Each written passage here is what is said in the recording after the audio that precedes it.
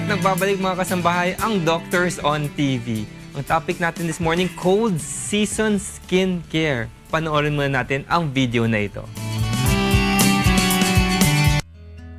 Ang pagpasok ng buwan ng Disyembre ay hudyat na papasok na rin ang malamig na panahon. Ang malamig na panahon ay maaaring makapagdulot ng maraming skin problem, gaya ng dry skin. Ang dry skin ay isa sa mga pinakakaraniwang skin condition na maaaring humantong pa sa mas malalang komplikasyon gaya ng pangangati, scaling, at iba pa. Ayon sa datos, 31 sa bawat 1,000 populasyon o 3.10% ng populasyon ng mundo ay nakararanas ng problema sa pangangati ng balat dahil sa dry skin. Ang matagal na pagkakaroon ng dry skin ay maaaring mauwi sa secondary bacterial infections at isang skin condition na tinatawag na lichen simplex chronicus o neurodermatitis. Isa lamang ang dry skin sa mga problema sa balat tuwing malamig ang panahon. Kaya dapat nating malaman ang tamang skincare upang maiwasan ang mga cold season skin diseases. Kasama ng mga expert, Doctors on TV.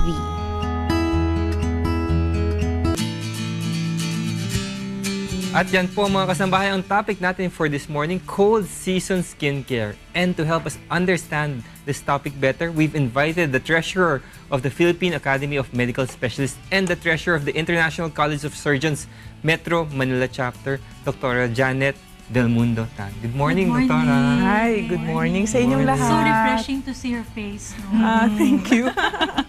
Good morning sa lahat mga nanonood dito sa ating Doctors on TV. At syempre, gusto ko bumati sa inyo na congratulations po sa inyong award. Okay, at syempre sa aking kaibigan na si Dr. Daisy Camitan, isa sa inyong mga host din. So Doktora is the president of the Philippine Academy of Medical Specialists. Yes. So thank you for joining us on this early Sunday morning. Yes. Gumising pa kayo na maaga. It's okay. Cold season na, no? So yes, temperature changes, ang daming mga nagkaka-skin disorders. Ano bang usual na nakikita sa mga patients natin na skin diseases?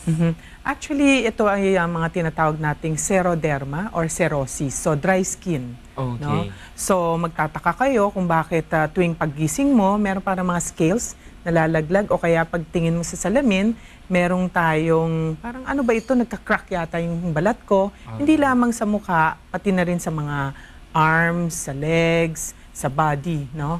At usually, sa face, nakikita mo na yon. Yun ang notice ng mga lahat tayo, no? Manonotice natin yun dahil sa mga exposure natin, no? Oo. Si Doktora mentioned about exposure. Yes. Doktora, bakit specific siya sa cold season? Cold, okay. Pwede, di ba usually nagkakaproblema tayo pag yung summer tapos papasok yung tag-ulan.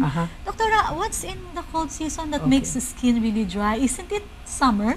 Na nagda-dry? No, actually, it's the cold season. There's cold air. It's like parang ina-absorb niya ang moisture ng skin natin. Most especially during when the air is very cold and dry. So, yan. Kaya kailangan natin ng mga protection. Pero Doc, di ba minsan yung iba hindi lang dryness ang reaction nila to the cold weather. Minsan mas grabe pa, minsan nagpapantal-pantal or parang halos allergic reaction. O ano naman pong mga conditions yun? Okay. Actually, depende sa klase ng mga dry skin na makikita. No? Yung iba kasi, pwedeng causes from systemic illness. Like diabetic ba siya? Or kaya may psoriasis siya? O kaya yung mga other skin conditions, no? Or illnesses na nararamdaman pa prior to cold season. So ito ay na-aggravate lang pagka, lalo na yung iba mahilig sa aircon, no? Yan ay nakakadagdag sa mga dryness sa skin. Yan pala yung tinatawag nila sa States na kapag summer months na. Napapanik na sila kapag summer. So lahat ng klaseng, winter, yes. Kapag sobra ng, papasok na tayong yung winter, marami na silang lotion na, nagtatambak na sila ng lotion. True. Nag-hoarding sila. Mukha nila nilalagyan. Pero ganito pala yun, pareho pala yun. Yes. Sa atin. Yeah, actually even sana yung before sila maligo, or before they go out of their homes, ay kailangan na mag-apply na sila for protection. So, hindi naman ibig sabihin kailangan dry na yung skin mo bago ka mag-apply naman kung ano mga emollients or creams, lotions. That should be something that you do regularly talaga to prevent na. Yes. Pero Doc, kunyari nakita nila scaly yung face nila or yung skin. Tama ba na i-scrub nila, balatan, no? Would it help or lalo lang makakasama yon? Actually, yung iba, depende sa laki or dami ng mga scales, no? Kapag na-irritated na po siya, like kumakati siya, syempre, kailangan meron po tayong cream na i-apply, like yung mga basic, mga mild steroids, no? Like hydrocortisone, mga mometasone, ganyan.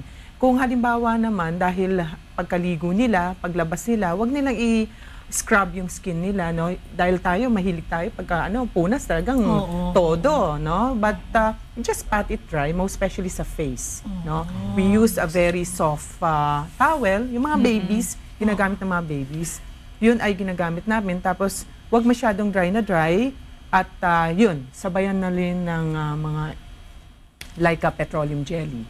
Parang sponge, no? Yes. I-sponge mo lang, pat dry lang.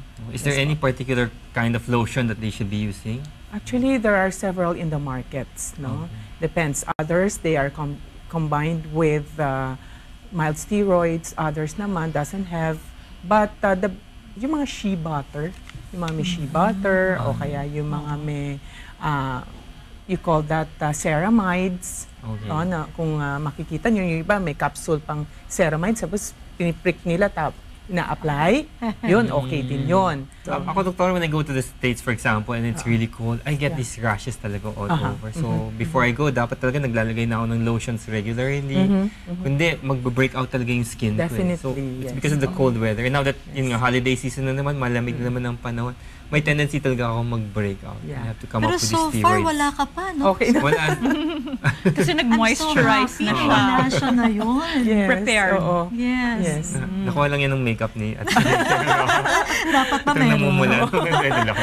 Pero Doc, yun namang mga lotion na may vitamin E, how effective is this? Or is it better to take vitamin E orally? Yeah, actually depends on the age, no? Okay. If younger people doesn't really wanna take so much medications internally, so they external na lang tayo, apply. Lalo na nowadays, they have so many options na yung mga vitamin E, merong mga kung ano-ano mga combination, safe naman lahat yon. As long as you apply, even thinly, every day, every after bath, just so that you will be able to protect yourself from the scratching. When it becomes dry kasi, it becomes sometimes itchy, then here comes inflammation, and then bacterial invasion, and then ayan na naman. So it can get worse, especially if you scratch it, that's nagkakasugat-sugat na. Right. Or yung mga nails natin, we have to, it's like a ping-pong effect So when it itches, you scratch, and then after scratching, you know, so it can go from pwede siya magkaroon ng secondary yes, infections. infections. Yes, right.